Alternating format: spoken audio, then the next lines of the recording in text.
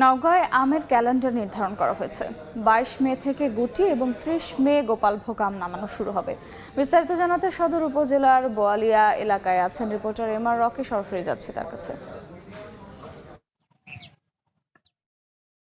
প্রতি বছর জেলা প্রশাসনের পক্ষ থেকে আম নামানোর ক্ষেত্রে একটি ক্যালেন্ডার নির্ধারণ করা হয়ে থাকে। এবার ওই ক্যালেন্ডার অনুযায়ী আগামী 22 মে থেকে প্রথম পর্যায়ে গুটি আম নামানোর একটি সময়সীমা বেঁধে দেওয়া হয়েছে। এরপরে সুস্বাদু যে আমগুলো রয়েছে গোপালভোগ, ল্যাংড়া, খিরসাপাত, এই আমগুলো নামানো হবে আগামী 30 মে থেকে।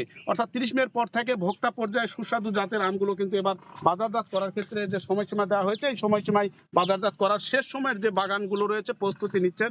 এবং এবার কিন্তু কিছুটা বিলম্বিত হয়েছে আমের মুকুল আসা, ফলে কিছুটা বিলম্বেই কিন্তু আম নামানোর একটা সময়সীমা বেঁধে দেওয়া হয়েছে। জেলা প্রশাসনের পক্ষ থেকে বা স্থানীয় কৃষি বিভাগের পক্ষ থেকে শেষ মুহূর্তে যে বাগানগুলো থেকে একটা তদারকি করছেন সুস্বাদু জাতের আম যাতে ভোক্তা পর্যায়ে একটি পরিপক্ক আম খাওয়ানো যেতে পারে, ভোক্তার কাছে যেতে পারে, এই লক্ষ্যে কিন্তু তারা তদারকিটা অব্যাহত রেখেছেন। এবার কিন্তু জেলায় আমরা যে কৃষি বিভাগের পরিসংখ্যান দেখছিলাম যে প্রায় 31,500 হেক্টর জমি থেকে এবার প্রায় 4.5 লাখ মেট্রিক টন আম নামানোর বা আম পাওয়ার একটা স্বপ্ন দেখা হচ্ছে। এ জেলায় প্রায় 23 জাতের আম উৎপাদন হচ্ছে এবং বিগত কয়েক বছরে কিন্তু আমের যে উৎপাদন ব্যবস্থা তা কিন্তু অনেকটাই বেড়েছে এবং এই জেলায় আমের বাজারজাত ক্রমান্বয়ে বৃদ্ধি হওয়ার পিছনে আমের একটি ভালো বাজার দর পাচ্ছেন এবং আমের যে এখানকার যে পরিবেশ বা আম বাগান গড়ে তোলার ক্ষেত্রে অনেক তরুণ উদ্যোক্তা এগিয়ে আসছেন। এর কারণে কিন্তু আমের এই প্রসার ঘটছে।